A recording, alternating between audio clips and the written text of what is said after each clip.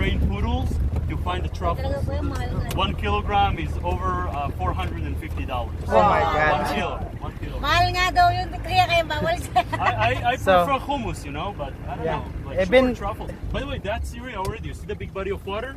Yeah. The big body of water is already on the Syrian side. So everything you see beyond that, that's Syria. We're now getting closer. We are about a kilometer away. So when we're going to see the fence, we'll stop so you can take that pictures. mountain there is Syria already? Yes, actually that mountain Israel attacked a month ago.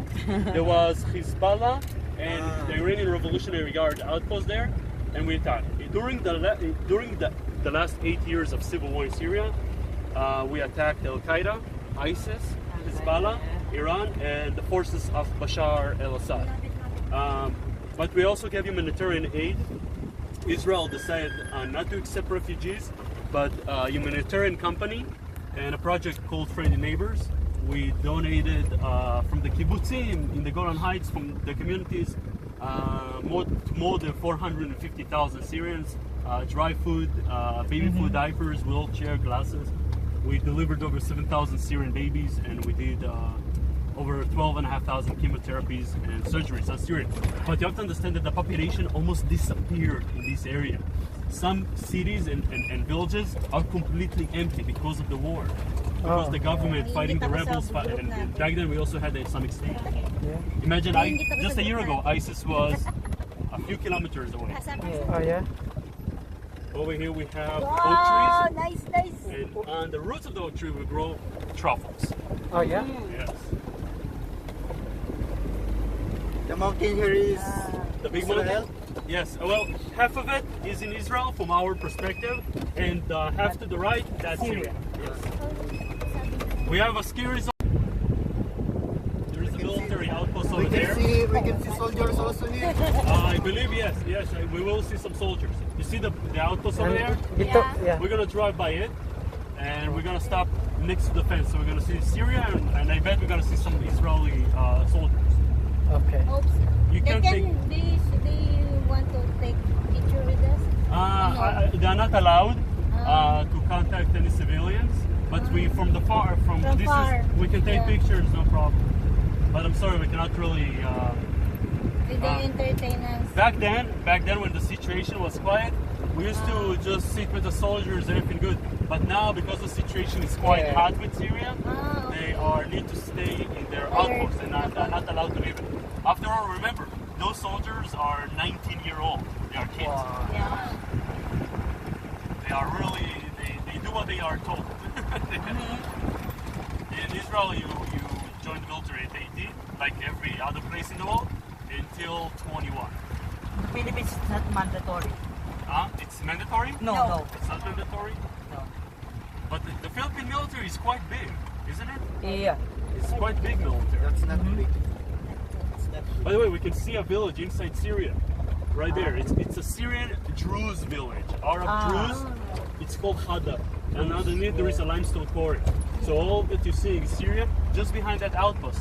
By the way, there is some tanks there, an active tank. We're not allowed to drive inside the base, so we're gonna stop just in the entrance right here, because I want to show you the live tanks. So those guys, if there is a situation in Syria and they get close to Israel, those guys will retaliate and fight back. It's called the Chariot Mark 4, or in Hebrew, Merkava Siman Arba, and those are one of the most advanced tanks in the world. It weighs 80 tons and can go over 65 kilometers per hour off-road. You have the main cannon, machine guns, and 4 soldiers to operate the tank. So you have the commander, you have the driver, the gunner, and the reloader. We're going to turn around over there, and then we're going to keep on rolling. This is a small force. It's just here on the fence, and they do it on a weekly shifts. Maybe we're going straight there and then going No, back. we're going to go around here. I'm not allowed to enter the base. Wow. Many years ago, I did, Just here. Yes. but today with the situation with Syria, no, we're not allowed to. Ay, sayang. Hindi ako nakapag... Don't worry, next time. Maybe one day maybe there will be peace in Syria. Me too. Because I will explain in the. Now we're going to do the stop.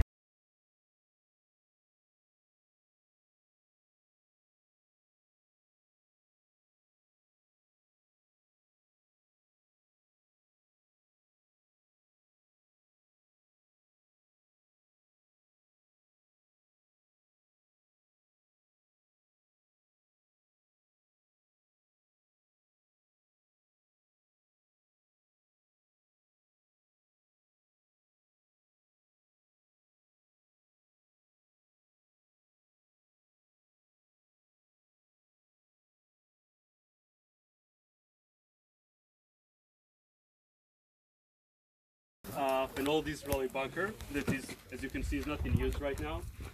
In the Golan Heights, we had two wars. We had the 6-day war in '67, and we had the Yom Kippur War in '73.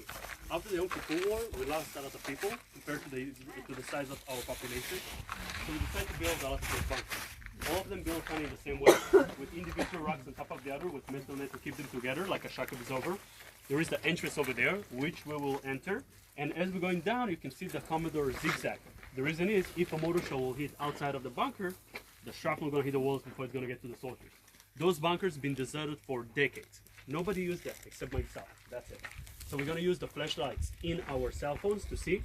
We're going to go through the bunker, and then we're going to get to the upper part, which we're going to be right in front of Syria, as you saw the border just coming here, right? Yes.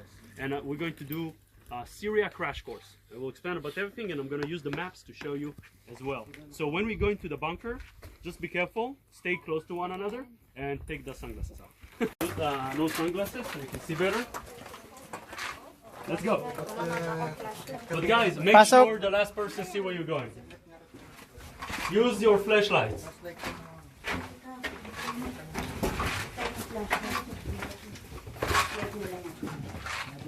Ingat kayo ha, ingat. Ingat daw, ingat. Ingat ha, ingat.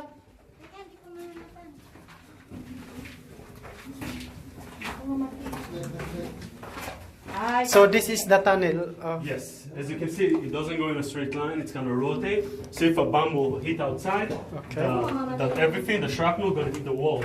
This is for what? For the soldiers. The soldiers used to be here on the ground and used to go outside and fight. And then, when there is an attack, they go inside. Okay. We're going to wait for everybody. Yeah, okay. Because I want everybody to see where we are going. Yeah. Nandito kami? Stay close, guys. Oh, maganda pala dito Diretso kayo dito kasi may papaliwanag siya. Kwarto-kwarto dito. Just don't go to Syria, okay? That is Syria. We're gonna see Syria pretty soon. Of course, we cannot cross to Syria. You saw the fence, you saw the barrier, and I will explain everything in detail. And I'm going to leave time for questions. Okay, everybody's here. Yes. Make sure the last person see where you are going. We're not going outside of the bunker.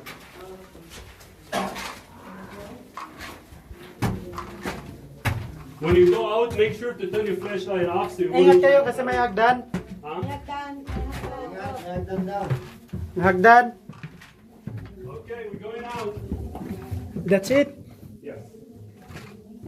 Ilang pala naman eh. Ayan. Ito lang pala. Kala ko pa naman. Kala ko mahaba. Video ba? Oo, te. Ayun. Kala ko. Hi, we are in the bunker. Wow. It's like in mountain top. There's mountain. We're gonna go back there, but after Meron kang picture.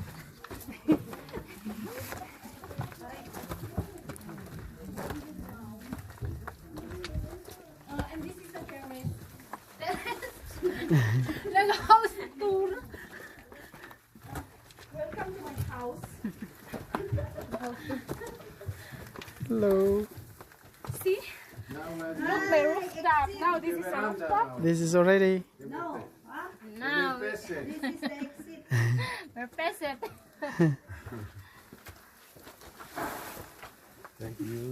Thank you. Ayun, galing sila sa Syria. Ito, galing sila sa Syria. Gaza.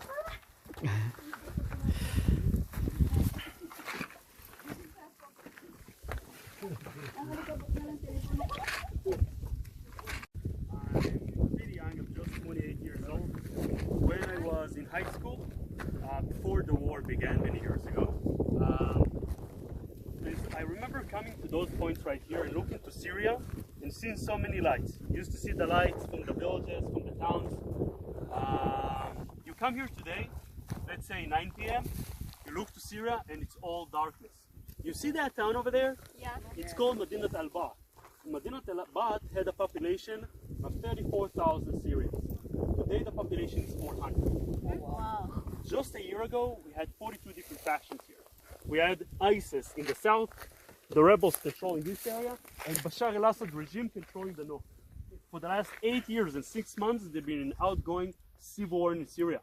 The population used to be there 22.5 million people. The population in Syria today is 14.5 million people. So millions of people are refugees in Jordan, in Lebanon, in Turkey, in Europe, all over the world. 672,000 people died. And that's created one of the worst humanitarian crises in the last century. A lot of people don't understand how it began and who fights who, but you have to understand that in Syria, it is a civil war. But now you can actually define more as a proxy war. Because in the country of Syria, there is over 400 different groups fighting each other. But how it all began and why this place is so messy.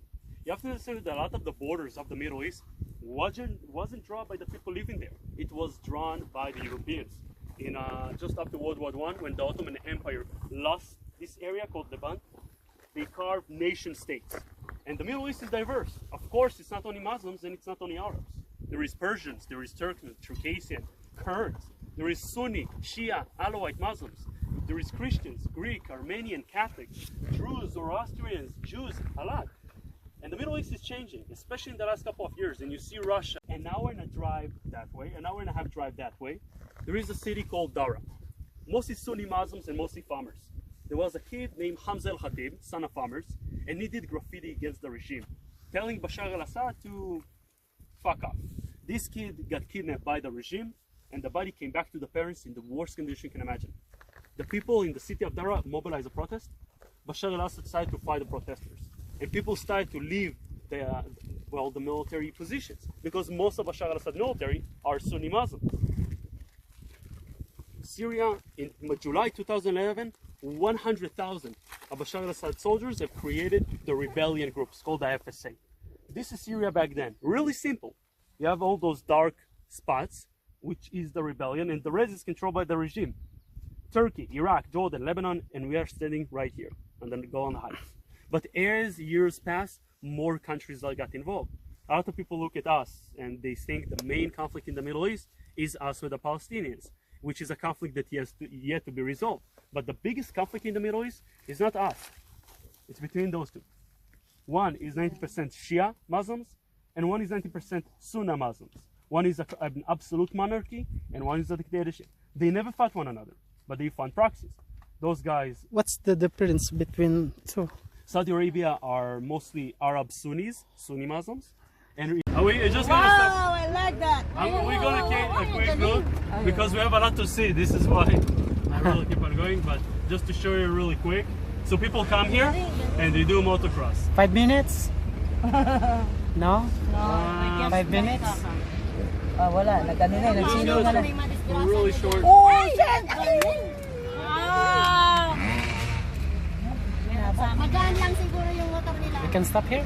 No, it's gonna take us too much time. Okay. I have a lot to see.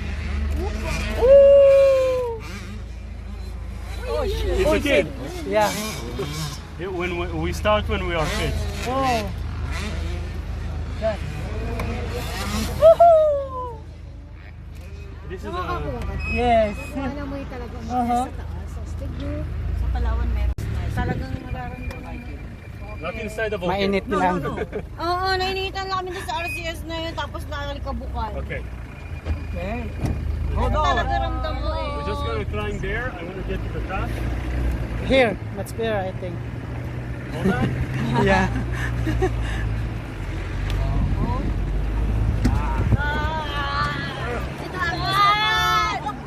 You guys are fine. Yeah. Said that this is the place that I like. This We is... told you, this is what we pay. The adventure. Yung tatanong-tanong sana. Our market side, Kakul Tilan. Ah? The other chip wouldn't be. Yes. Okay, we need to get to the top, yes. Yo, We I need to like get to the top because I want to show you the volcano. Wow. Wow. Oh, this... Oh my... Ramdam talaga yun. Hindi na kayo isa?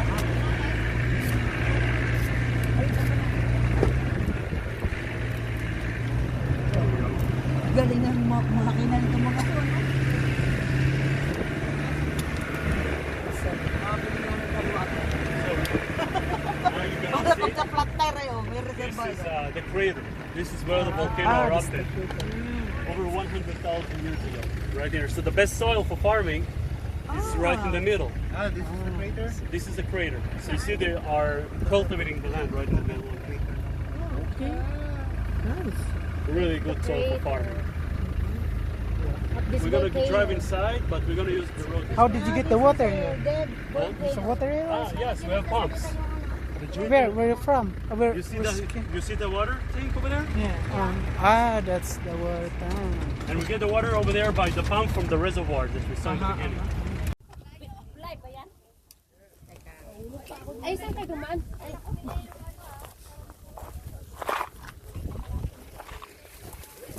Ay.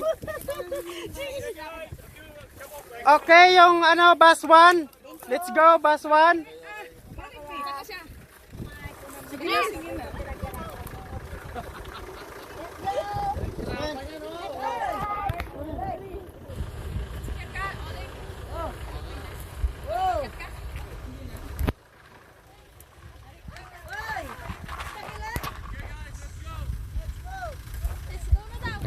Bus 1.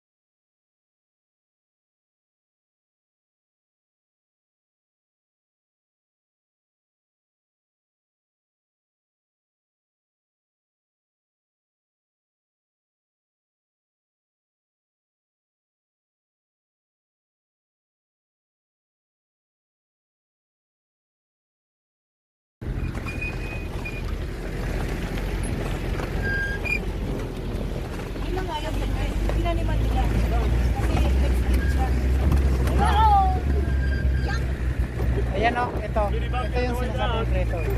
Crater. Yan is may ito yung crater kasi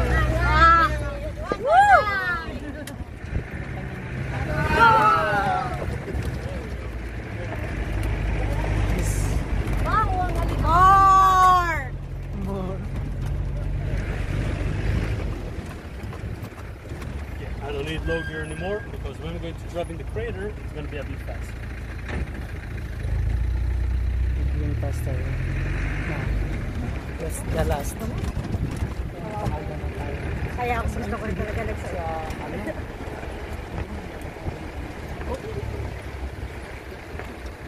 Kasama yun sa adventure. Oh, we wait. Yes, we're going inside. Oh, wow. That's great. Sa winter, hindi kami pumapasok dyan. It's great. Traffic. You see the roads here only have One way. only one way. No. Yung bata, ako magpupunta ko yung bata.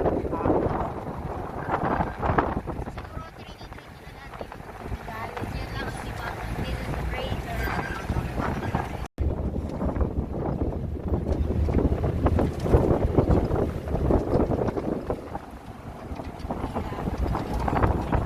Sa Masalas eh, no? Ha? Buhay na buhay ka sa Masalas. Ay, oo. Si Pico ay Parang, parang nung unang panahon lang eh, no? Na lahat mawawala kasi. Ay, sana kumuha sila ng trabaho at na apple picker eh, no? Dapat mag-order sila. Pag-ano din sila. So this is the crater, no?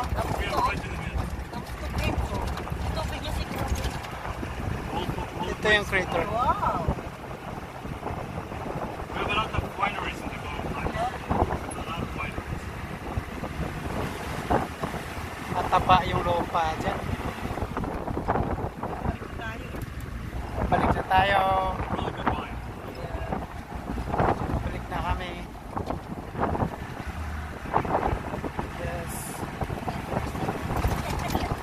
We're really on a beautiful place.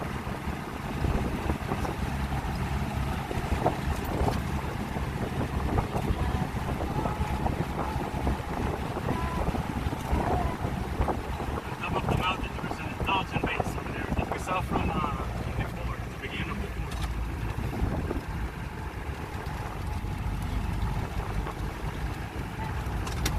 Over here used to be an iron dome battery, but now they actually removed that. Keep on Ito those na lang may charger yung bus natin. Oh, may charger.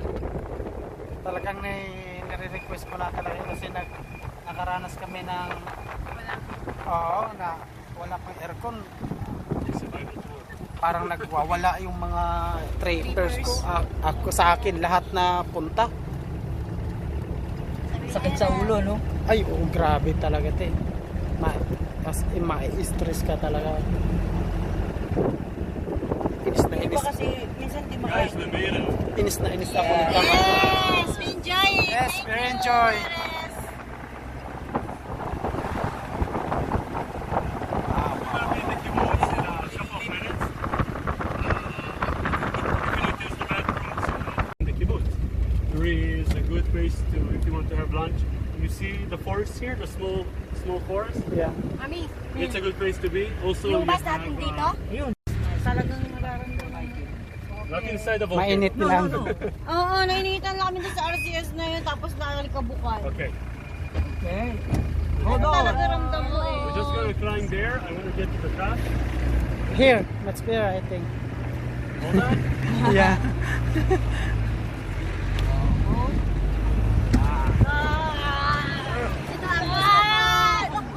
You guys are fine.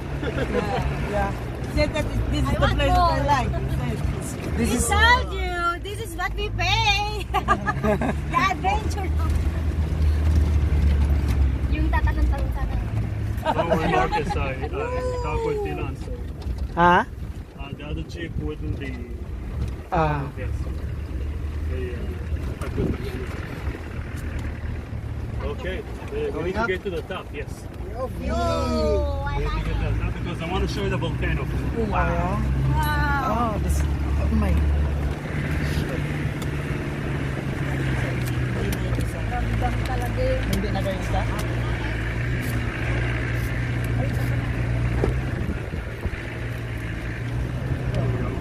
Galing ng makina nito mga to, no?